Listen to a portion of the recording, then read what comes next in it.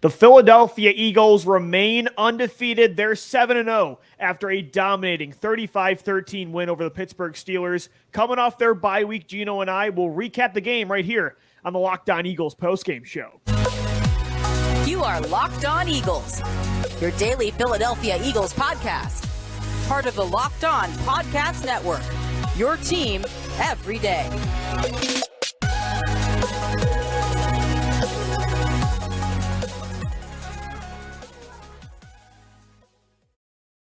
We thank you so much for making Locked On Eagles your first listen each and every day. Welcome in, Eagles fans, to the post-game show. I'm Louis DiBiase. He's Gino Camilleri. The Eagles dominate coming out of the bye week over the Pittsburgh Steelers. They get a 35-13 win to get to 7-0 on the season. Lincoln Financial Field was absolutely buzzing, Gino, and I think we have to start with the two guys that got them this win more than – and look, it was a dominating win from pretty much everybody, but Jalen Hurts and A.J. Brown, the chemistry and pure dominance these two put on together was spectacular. 6 catches for 156 yards and 3 touchdowns from Brown today. All 3 touchdowns were 25-plus yards.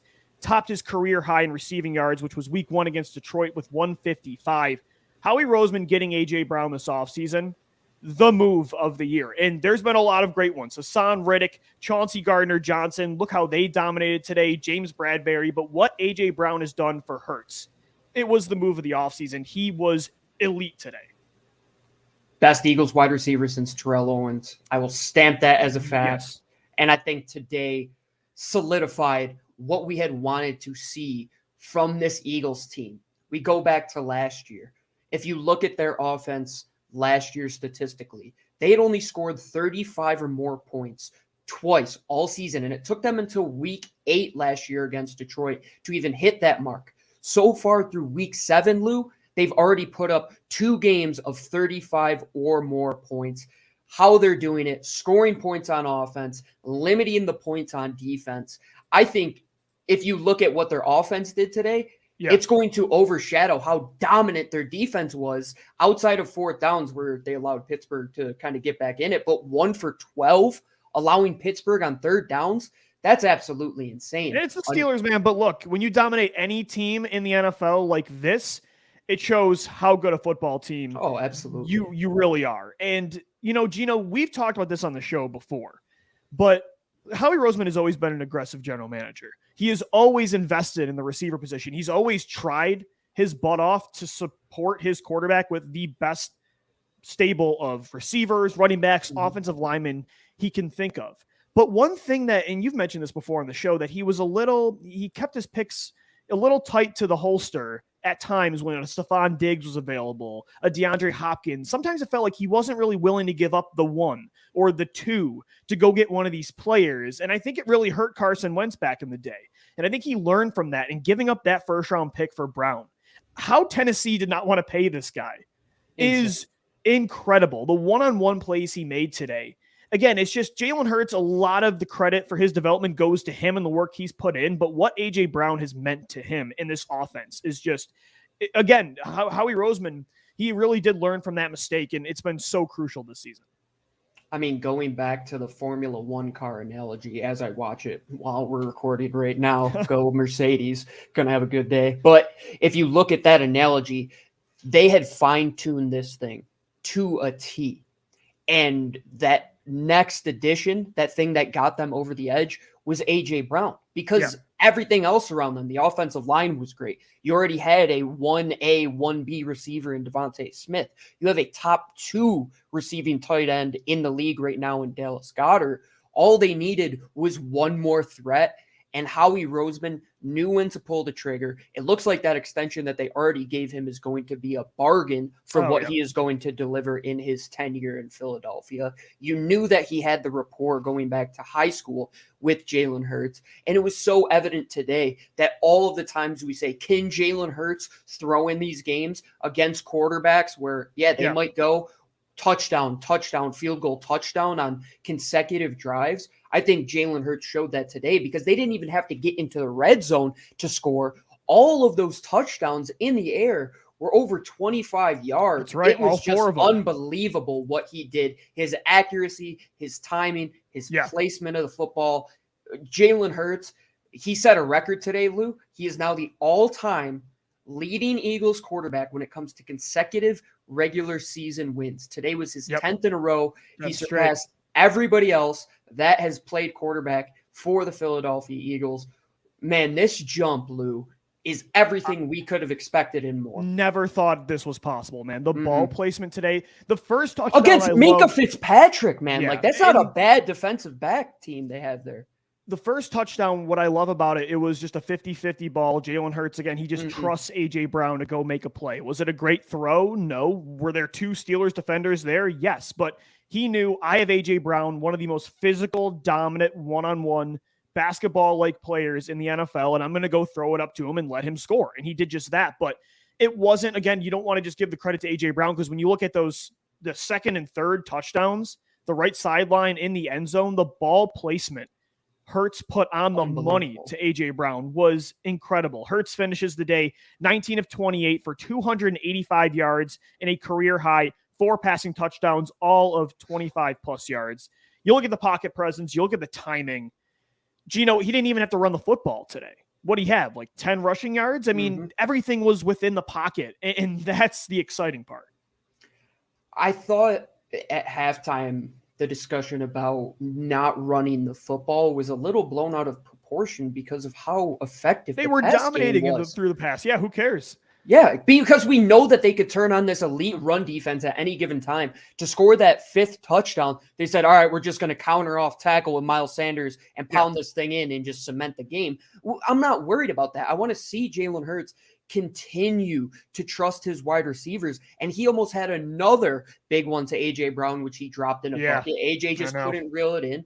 And the thing I love about this offense, Lou, is that any given week, any player can go out there and shine. Devontae Smith didn't have the best day. He had a bunch of catches when needed. He picked up some crucial first downs, but he didn't have that 100-plus yard performance. Today was AJ's day, and he went out there, dominated. They knew the matchup that they loved. You know what I mean? Like, yeah, absolutely. And I'm fine with that because you're mixing in Dallas Goedert, you're mixing in Sanders. Everybody is getting the love. Even Zach Pascal today. He had a clutch touchdown for this team. And what he has been able to do as that 4th guy for them as a chess piece, I think one thing that we have to talk about, Lou, is the play design and the execution on some of the these touchdown, plays. Man. You look at that touchdown, they were running so many screen passes in the first half. They take advantage of it in the second half, thinking Pittsburgh's going to bite down. They're going to come downhill on these receiver screens. So what do? We fake a screen to Dallas Goedert, which we dial that play up a lot. We're going to have Zach Pascal leak out to the left sideline, wide open for a touchdown. I thought the work that Nick Sirianni and Shane Steichen put in this bye week was superb because the game plan today was beautiful. And again, it's against the Pittsburgh Steelers without TJ Watt, so take it with a grain of salt, but this isn't an outlier performance. This is what they've been doing. And to see them come out of the bye with no rust is awesome. To look back to where we were after week 7 last year, dropping that horrendous, what we called rock bottom game to the Las Vegas Raiders to move to 2-5. Today, I forget how close in the timeline that was, that we're only a year removed from how horrendous that offense looked for the first 7 games of the year. And now things are dialed in. And that's an excellent point you brought up, Lou. What Sirianni and Steichen did on the offensive side of the ball with 2 weeks to prepare. Well, good news. After this short week against Houston, you have another mini bye week before you take on, I believe it is Indianapolis, who they'll play that following week. Or Washington, then Indianapolis. Yeah. And that's another big time game in this division, which isn't slowing down. Dallas had another dominant performance, almost put up 50 over the Bears today. You have to keep the pedal to the metal. You have to remain consistent. And what they're doing now, this is status quo. Like you said, this shouldn't be a shocker, what they did today. We know how good they are on offense. We know how good they are on defense. They could get special teams dialed in. We might have something clicking here because... See, it's not a shocker from what they're doing, Gino, but at the same time, I keep watching what Jalen Hurts has done. I'm like, wow, I didn't... We kept saying this is the ideal scenario, but I truly did not... You know, even in the offseason when I was talking about a lot of the optimistic approach to what this season could be, in my head, in the back, I'm like, I don't think they can get to where he can get to where I want them to be to truly win a Super Bowl. So it's extra sweet, to be honest. Some people think that, it's the opposite, but it truly is that much more sweet to watch the elite quarterback play in Philadelphia. I thought it was going to take a while still to find that. And we've had it in 2022 for sure. The Eagles take a dominating win over the Pittsburgh Steelers, 35-13. They moved to 7-0 on the season. Gino and I will continue to recap it coming up next right here on Locked On Eagles. And guys, today's post-game show of Locked On Eagles is brought to you by BetterHelp. Life has thrown us all curveballs. It's so important to show up for yourself and take care of yourself. Letting others help is just as important. That's where BetterHelp comes in. BetterHelp is online therapy. They're going to assess your needs and can match you with your own licensed professional therapist in less than 48 hours. I've been seeing a therapist now for a couple of years. It's really changed a lot of the ways I think about life in a positive way. I'll never recommend something more than BetterHelp to our listeners. It's not a crisis line. It's not self-help. It's professional therapy done securely online, available to people worldwide. You can log into your account anytime and send a message to your therapist. You can schedule weekly video or phone sessions so you don't have to be on camera if you don't want to. And getting a therapist every week is as easy as a few clicks on your laptop or your phone. With therapy too, it can take a couple times to find the right match with your therapist. BetterHelp makes it easy and free to change therapists if needed. Right now, they have a special offer for our Locked On Eagles listeners. Get 10% off your first month at BetterHelp.com/LockedOn. That's 10% off your first month of online therapy at BetterHelp.com/LockedOn. We thank so much BetterHelp for sponsoring Locked On Eagles today. We thank you so much for making Locked On Eagles your first listen each and every day. Guys, make sure your second listen is the Locked On Sports Today podcast. From the games that matter the most to the biggest stories in sports, go beyond the scoreboard and behind the scenes with local experts and insight only Locked On can provide. Locked On Sports Today, available on this app, YouTube, and wherever you get your podcasts. We are recapping the Eagles' dominating 35-13 win over the Pittsburgh Steelers to get to 7-0 on the year. Gino, of course, Jalen Hurts, an MVP-like performance inside the pocket. That's the most exciting part.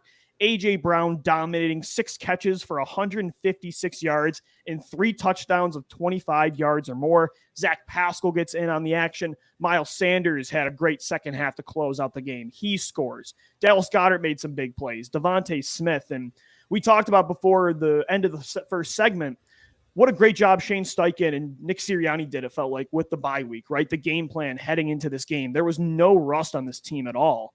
And they especially worked on 2 areas of this offense that they were lacking for weeks, right? It was the deep ball and it was second half issues. Well, the deep ball, as I mentioned, all 4 of Jalen Hurts' touchdowns were of 25 yards or more.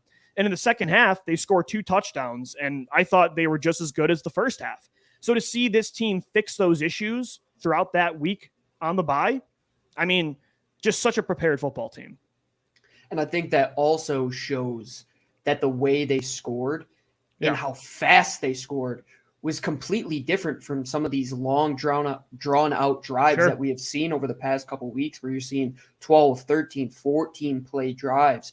You now see them having that other pitch in their arsenal where they say, yeah, we could throw it over 25 yards in the air, score touchdowns if we like our receivers in one-on-one matchups, or trust Jalen Hurts to hit that honey hole shot in cover 2, which he did multiple times to A.J. Brown.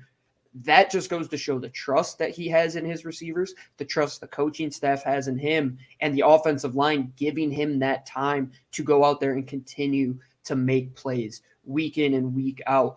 And Jalen Hurts, above everything else, he is able to adapt his game as well. Because like you said, he didn't have to do it on the ground today. It came in the air. Yeah, only 2 carries for 10 yards. He is completely the definition of an 11-on-11 football player, where you are versatile. You have to stay on your toes when defending this kid.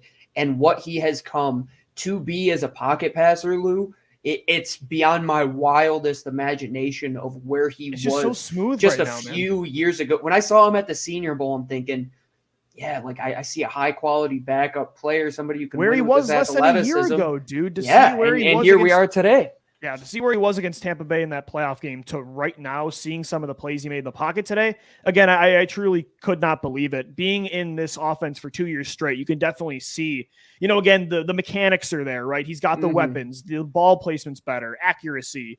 but the timing and just the anticipation, he feels so much more comfortable. It's like he already knows what's going to happen pre-snap. And that's development, again, that maybe a lot of us did not think was going to happen for sure. And I think, Gino, a lot of the reason the deep ball wasn't working was, the last few weeks, teams were really utilizing the blitz against Hurts. And I feel like they did a good job picking that up today against Pittsburgh. So that's big.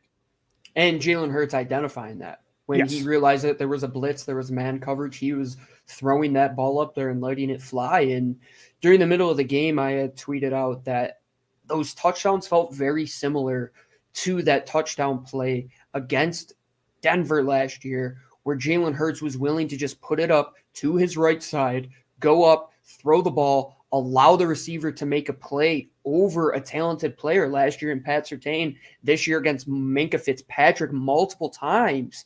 That's growth. That's development from your quarterback. And a lot of it has to come down to the cohesion between the personnel department and Howie Roseman, identifying what the coaching staff knew were Jalen Hurts' weak areas and bringing that together by bringing in players in Dallas Goedert, Devontae Smith, and A.J. Brown, who have far exceeded expectations in the synchronicities that they have with their quarterback in this season. At least the Titans have Treylon Burks, right? So yeah, he gets hurt getting out of bed every morning. Man, Gino, let's get into the defense, though. I mean, so this offense was so exciting. We had to talk about it, but the defense came out big today, continuing to dominate young, inexperienced quarterbacks like they did last year when they went 7-2 down the stretch. 6 sacks on Kenny Pickett today, 2 from Javon Hargrave. Wow. 1 from Hassan Riddick, 1 from Milton Williams, 1 from Marlon Tuipulotu, and 1 from Chauncey Gardner-Johnson. That was big. And what I like especially was to see how good the defensive tackles were today. Hassan Riddick was awesome. And Brandon Graham in the first half was really good too. Maybe there was a little extra fire there. Do you mean defensive ends? You said defensive tackles. Sorry, I was saying defensive tackles. It's especially good to see the defensive tackles, although the edge rushers were good. To see what Hargrave did, to see what Fletcher Cox was doing, flying around today. Milton Williams getting a sack, Tuipulotu. It's going to be extra important for those guys to step up because who knows what this Jordan Davis injury is going to look like. He got carted off the field today. It looked like a knee injury. Wasn't great. He's very instrumental to the interior of this defense. So to see Javon Hargrave kind of look like the 2021 version and Fletcher Cox kind of look like that too, that's an encouraging sign. And to see the young guys that are going to have to maybe play more, that's important. It was clear once Davis went out that the run game started to open up a bit. That's what I'm nervous Pittsburgh. So, but Jonathan Gannon, I thought, did a good job adjusting in this game. Early on, they were allowing a lot of yards, just like chipping down the field, one after another. And then he allowed his players to just go and play. And the thing with the Eagles defense and the depth they have on the defensive line, even though Jordan Davis does go out of the football game, you invested a high pick in Milton Williams last year. Marlon Tuipulotu has increased his ability in the pass rush game by losing weight in the offseason. He has refined his hand technique. He's an explosive player, and you're seeing that in those rotational minutes. And now these guys that have to step up to the plate, they had experience from last year, Lou. Milton Williams saw a lot of football last year. He will get more snaps if Jordan Davis continues to be out. But the one thing they also can depend on is moving those guys inside like they did with Brandon Graham a bunch. Yeah, they used him a lot inside today. Yeah. Because they added Robert Quinn, who is another edge rushing piece who, dude, his ability to bend around the corner is he got there a couple times excellent. Today. At a 32-year-old caliber player of what he is doing. Josh Sweat looked good again with what he could do. Hassan Reddick was getting after the quarterback. And this rotation that they have, it's starting to find its rhythm with just having 4 guys go and get to the quarterback. I know it's Kenny Pickett today, but it's good to see them. 6 sacks. I was expecting maybe 4 on the day, but they were all over the quarterback. And a lot of it has to do with what happened on the back end as well. James Bradbury plays shutdown football. It seems like Darius Slay, every time he's thrown at, the few times he is thrown at, he makes a play. That's the thing, man. It's like Kenny Pickett was the quarterback right now. Right, but Kenny Pickett was the quarterback, but that team still has Najee Harris in the backfield. Yeah. They have George Pickens on the outside. They have Deontay Johnson inside. They have Chase Claypool. That's a lot of talent that did pretty much nothing. Fryermuth is getting really Fryermuth's a good too. tight end. Yeah, I mean, James Bradbury, Darius Slay, Avonte Maddox, I thought had a good game. And how about Chauncey Gardner-Johnson, Gino? Just continues to stay hot. He had an interception and a sack on the day. He's got 4 picks this year and a pick in 3 straight games. Marcus Epps looked really good against the run. It was an entire dominating performance from pretty much everybody. I don't know if anybody even had a bad game. A couple rare drops from Devontae Smith maybe, but when we do stock up, stock down tomorrow, again, it's going to be mostly positive. Outside of special teams, I'm going to continue to hit Hey, on Zach that. McPherson made a play, though, pinning him at the 1, but He did. That fake punt, I could feel you from, thousands of miles away throwing your hands in the air. And Brandon Graham, what are you doing on a field goal? Getting kind of disconcerting funny, signal. It screwed them, but it's such a Brandon Graham kind of penalty where he's barking and trying to say hike at the other team. Yeah, overall, it was just bad, and it will come back to bite them against better teams. But overall, like you said, man, Chauncey Gardner-Johnson, I think, is just that cherry on the top of this offseason and all the acquisitions they made. Go back to the days of Just Okoye and Hassan Riddick, how far they have come. They have now acquired all of this talent in just a few short months. That is continuing to reap the rewards that they put in by adding high-quality football players. It's an easy thing to believe in, but the execution, it doesn't always line up. Howie Roseman, great job bringing in the guys that have really performed up to what you have given up for them and what you have paid them this offseason. That's the thing, man. You look at so many new faces, especially on defense, how they're all meshing and gelling so well. Just speaks volumes to the culture, the cohesion of the front office and the coaching staff. It just feels like they had a plan. And these are just really good football players too, Gino. That's the thing. Definitely. I mean, you're bringing in some top-tier guys this offseason. These weren't random role players. So, of course, just talent is going to eventually show itself on the football field. And they did that today against the Pittsburgh Steelers. 35-13 win. The Eagles are 7-0. We'll continue to recap it coming up next. This is the Locked On Eagles postgame show. Before we wrap up this edition of the Eagles postcast edition, the 7-0 edition, we have a message from our friends over at Blue Nile. Folks, I'm getting married in 10 months, August 24th next year. And being a guy, I always forget that you have to buy a wedding band. You already bought an engagement ring, but you also have to buy a wedding band for your fiance on that day. So what am I doing? I'm going to BlueNile.com. As the original online jeweler, Blue Nile offers even more and has the biggest selection of independently graded diamonds and pieces priced significantly below traditional retailers. It has helped millions of couples, myself included. Blue Nile, they have engagement rings, they have wedding rings, they have every shape, size, and clarity that you want. If you want a piece of fine jewelry to commemorate a special milestone, but you're still having trouble, go to BlueNile.com today. They have experts on hand 24/7, available via phone or chat to help you find a memorable gift. Shop stress-free with Blue Nile's 100% satisfaction guarantee. All Blue Nile orders are insured and shipped for free in discreet packaging. They also offer overnight shipping if you are in a rush. I have 10 months, but hey, if you're somebody who likes to wait a little bit, you can get your ring in time. Make your moment sparkle with BlueNile.com. Go to BlueNile.com and use Locked On as the promo code. That's LOCKEDON to save $50 on your first purchase of $500 or more. That's Blue Nile, BLUENILE.com, code Locked On to save $50 on your purchase of $500 or more. We thank you so much for making Locked On Eagles your first listen each and every day. This is the postgame show. The Eagles take it to the Pittsburgh Steelers, 35-13 to get to 7-0 on the year. Gino, they got the Houston Texans Thursday, so it's a quick turnaround. Gardner Minshew and most of the backups were playing in the fourth quarter. That was the first time. I thought it was the first time since 2017 a quarterback was pulled from the Eagles because of a dominant performance. Forgot last year, though, Hurts was pulled in that Lions game where Gardner Minshew came in. But they got a quick turnaround here against Houston. But this reminds me of the middle of that 2017 schedule where they could just start stacking wins. They already are. Obviously, it's 7-0, but with Houston coming up, and then you got Washington on Monday night, Sam Ehlinger and the Colts. We talked about it on the show, but the opportunity for this team to keep it going and try to secure that 1 seed. I can't believe we're talking in 2022 about the Eagles securing a 1 seed, but that's the reality right now. It looks very promising. they put that graphic up on the CBS broadcast, and Jim Nantz and Tony Romo were talking about it, and I'm sitting there and I'm looking at it, and my fiance looks at me and she's like, "Can we really go undefeated?" And I don't like to jinx it. I'm trying not to think about it, I don't like to jinx it.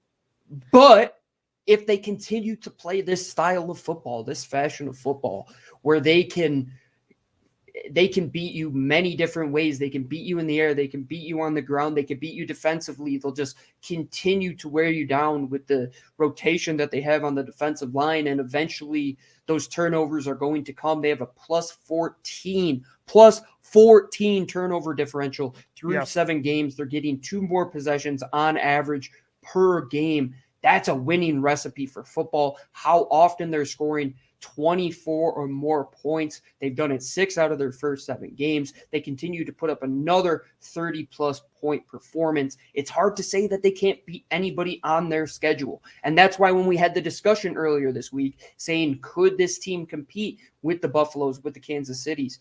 Yeah, why not? What is this Eagles team? Oh, nothing. They're not lacking anything. When you have these kind of weapons, when you have a quarterback playing this good, outside of Josh Allen, he's a top MVP candidate, an elite offensive line, a defense playing like this on the defensive line, in the secondary.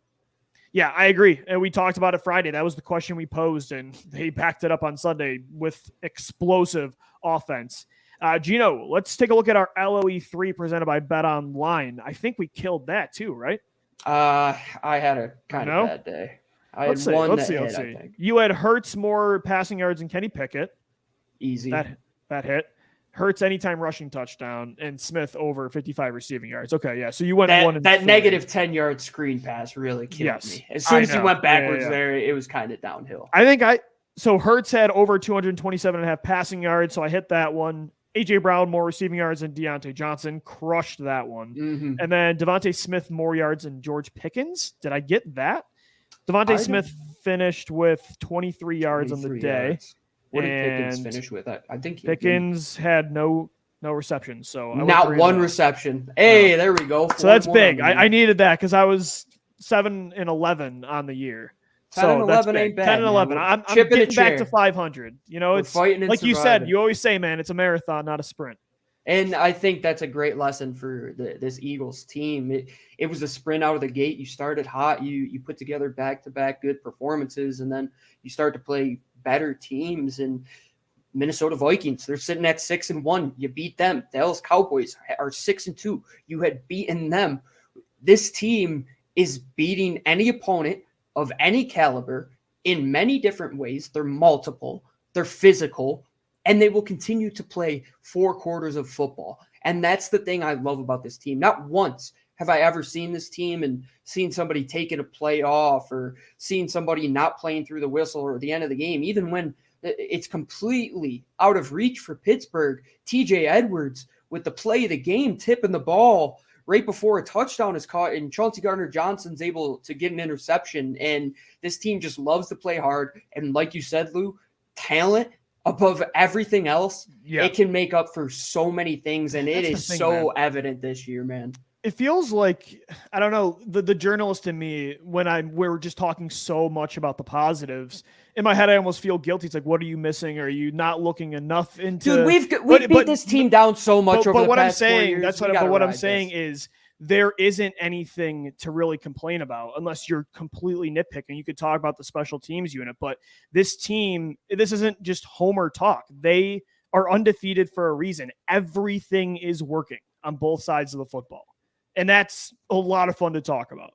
So there's nothing negative. I mean, that's just the reality. It's not just on the field, though. It's everything else. It's the culture that Nick Sirianni has brought in and established. It's how well this new regime of coaches has gotten along with Howie Roseman, because we knew the tumultuous relationship towards the end of Howie and Doug Peterson, and the results kind of speak for themselves. And what can happen in just one offseason, Lou, when you trust your coaches, you trust your players, you surround them with good football players and give them everything they need to win football games. This Philadelphia Eagles organization, above everything else, has done a spectacular job now for multiple decades of finding a way to have a bad season, but come back and Yeah. put together multiple good seasons year over year. And that's why, sitting here a year removed from what was the most gut-wrenching performance I had seen as an Eagles supporter, as somebody covering the show against Las Vegas, how far things have changed in a year. You could see how some teams sit and just live in that purgatory of mediocrity. The Philadelphia Eagles will leave no rock unturned to get out of that department and find their way to competing year after year after And they look year. damn good right now. They take it 35-13 to stay undefeated over the Pittsburgh Steelers. They're 7-0 on the year. We got the Houston Texans on Thursday. Gino and I will have you covered all throughout the week, Monday through Friday, on all podcast platforms and on YouTube as well. So make sure you subscribe to Locked On Eagles wherever you get the show, and follow us on Twitter at Locked On Birds, at DiBiase LOE, and at GC24_football. Once again, thanks for making Locked On Eagles your first listen each and every day. For your next listen, go check out the Locked On Sports Today podcast, the biggest stories of the day, plus instant reactions, big game recaps, and the take of the day. Available on the Odyssey app, YouTube, and wherever you get your podcasts. For Gino Camilleri, I'm Lou DiBiase. That's going to do it for the Locked On Eagles postgame show. 35-13. Go enjoy those highlights in the rest of your football Sunday. As always, thank you for downloading. Thank you for watching and listening. And let's go, Birds. Fly, Eagles, fly.